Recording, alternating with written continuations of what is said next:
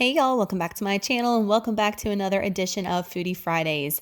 This Foodie Fridays, we are going breakfast, but we're going sweet with a keto coffee cake. So many of y'all wanted to see this recipe, and let me tell you, I've been eating on it all week and it is delicious, guys. So great with a cup of coffee. You are going to love this. Now, it is a little bit higher in net carbs, still not bad though, but awesome with your coffee. And I know so many of y'all have been missing coffee cake in your life. So let's get into the ingredients.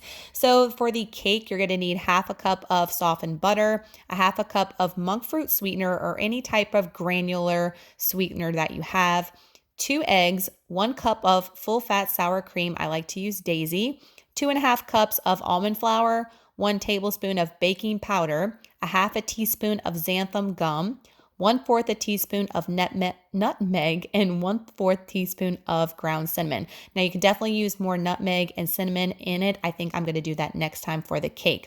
Then we're putting a coffee cake crumble on top, which definitely makes it. You could do this with just the cake, guys, and skip the crumble and it be less carbs, but I don't recommend it. It is so good with this crumble. So the crumble is 1 cup of almond flour, 1 teaspoon of cinnamon, which I think I'm going to go with more next time, salt, 1/4 of a cup of chopped pecans or walnuts or whatever type of nut that you prefer, 1 tablespoon plus 1 teaspoon of monk fruit sweetener or any other type of granular sweetener you have, 3 tablespoons of melted butter. So that is the different ingredients that you're going to need for the crumble and the cake, guys. So let's get into this awesome keto coffee cake. Work it, make it, do it, makes us harder, better, faster, stronger. So the first thing I'm going to do is I'm going to take all my almond flour. Remember, I've got a ton going on for the cake. For the cake, we've got 2.5 cups of almond flour. I like to use a sifter from the Dollar Tree because even though it says finely sifted on the package, y'all can see with these clumps, it definitely isn't. And with baking with keto, I highly suggest that y'all sift it and get rid of all those clumps. Then we're going in with our baking powder. That's 1 tablespoon of baking powder and half a teaspoon of the xantham gum that you see here. You definitely want to use that. It's going to bind everything together. Then I'm going in with my 1/4 teaspoon of nutmeg and 1/4 teaspoon of cinnamon. But like I said, I think you can definitely add more to that. I just like a lot of spice in my dessert, so I think I'm going to go a little bit more. You can definitely taste it even with this. Now I'm going to go in with my wet ingredients. So I'm going to go in with my butter here. That's half a cup of butter softened. I actually had it a little bit melted. And now I'm going to go in with my half a cup of monk fruit sweetener. I like to use the golden monk fruit. I just really like the way that it tastes. There's no aftertaste, but you can definitely use just any granular sugar that you have on hand. That's like your erythritol or whatever. So now I'm going to take my hand mixer and I'm going to blend my butter, my monk fruit sweetener, and just get all that going and nice and incorporated.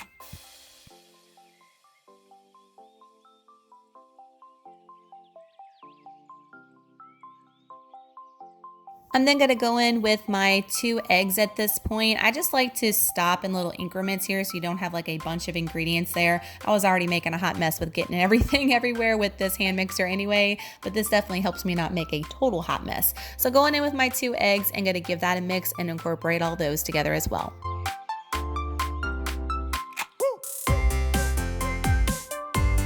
Going in with the Daisy sour cream, we're using a cup here. I know that sounds like a lot and definitely a lot of carbs from that, but this is going to be the moisture for our cake and it definitely makes it nice and moist. We don't have any almond milk. We don't have any, besides the butter, we don't have any oil going on. So this is really going to make your cake nice and moist. So I highly recommend it, even though it is a little bit more carbs in it, since it is a full cup. The Daisy has the lowest amount of carbs, by the way, too. Check those off brands if you're using them.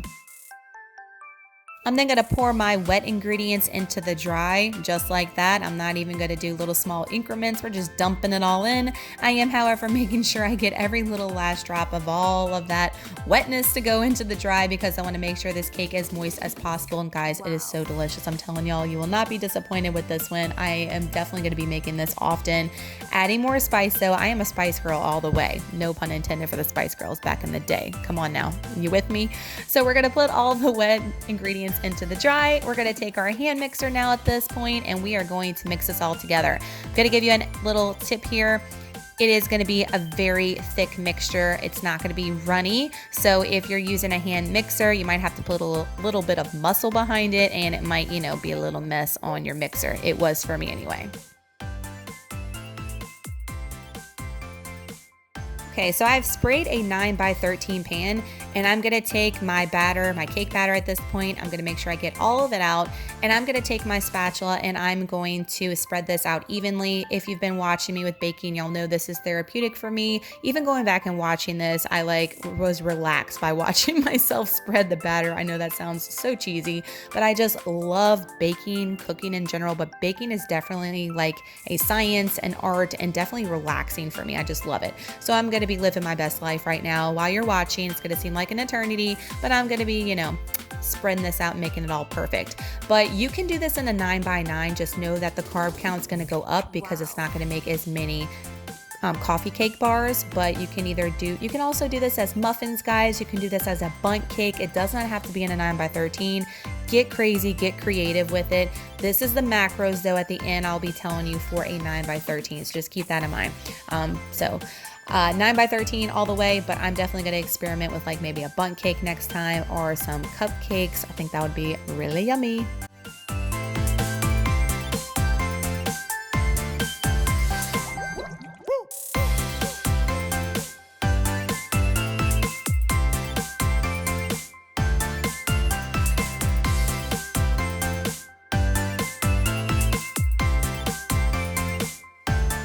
Okay, so now we're going to be making that awesome crumble. Do not skip this, y'all. It's so good. 1 cup of almond flour going in my sifter again. I'm going to go ahead and put my teaspoon of cinnamon in here too and just sift all the dry ingredients.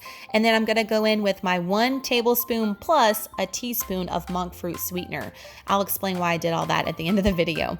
And then we're also going to go in with some salt here. So I'm just using some pink Himalayan salt, just eyeball it. And then I'm going to give this a nice shake and make sure all of that is sifted nice and finely.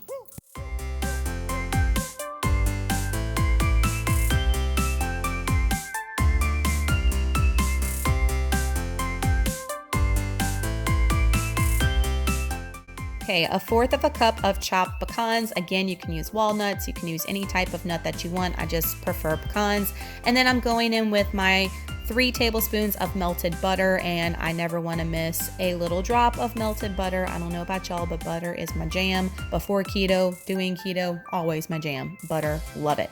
Give this a really, really good stir and coat. You want to make sure that that butter is coating all that almond flour, all the pecans, no dryness left behind. So that way it's a nice crumble and it's not going to be dry and flaky on top of your cake mixture.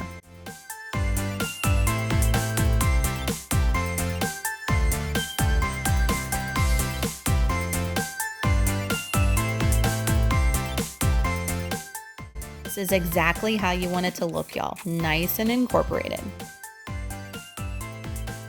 Okay, so now I'm taking that amazing crumble, y'all, and we are putting it all on top of our cake. And again, I'm living my best life. I'm taking forever to put crumble on top of a cake. I know, guys, don't say nothing, but I just love doing these kind of things with bacon.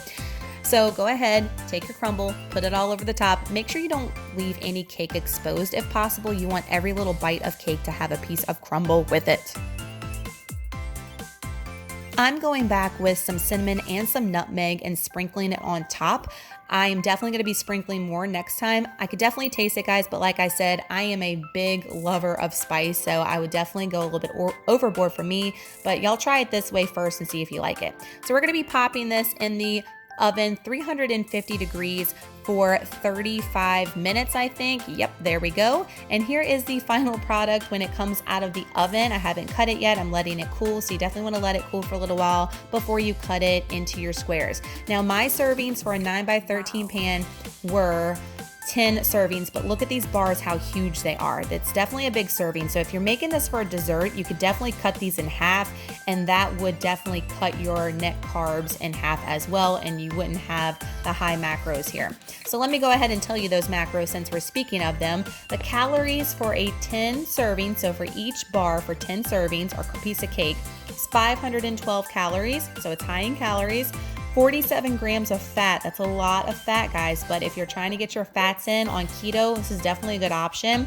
5 net carbs, which sounds high, but actually I don't think that is bad. I mean, some breakfast keto items, by the time you add everything up together, most of the time it is over 5 net carbs. So for having one of these huge bars, and let me tell you, they are very delicious and very filling, is not bad in my book. And then protein is 12 grams of protein.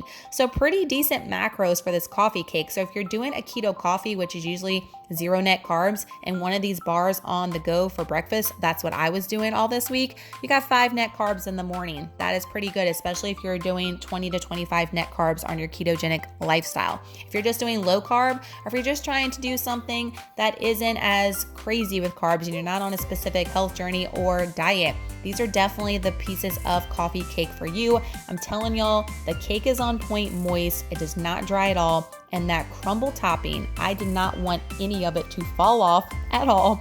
I would pick it up and eat it with the cake. I'm telling y'all, obsessed. This stuff is bomb. If you loved my lemon pound cake, if you loved my banana nut bread, you're gonna love this. So definitely give it a try, guys. And please, if you make this, I say this every time, please go on Instagram. If you have an account, tag me in a story, send me a pic, whatever the case may be. I love seeing when y'all make my recipes over on Instagram, and I love to repost them on my Insta story. So please do that. I'd love to know how you liked it, how it came out. A lot of times, sometimes y'all have issues and we go back and forth and we figure out the problem and you make it again and it comes out spot on. So definitely love conversing with y'all over there. Love being interactive with y'all on this platform and on Instagram for sure. Y'all give this video a thumbs up, guys, if you look forward to Foodie Fridays every single week here on my channel. And if you're not subscribed, what are you waiting for? Click that subscribe button, smash it right now. We do everything ketogenic on this channel, and I also love to help y'all save money here as well, so you definitely want to stick around. Y'all have an awesome Friday, an amazing weekend. If you make this weekend, like I said, tag me on Instagram. Let me know that you make it. Love you guys so much, and I will see y'all in the next video. Bye.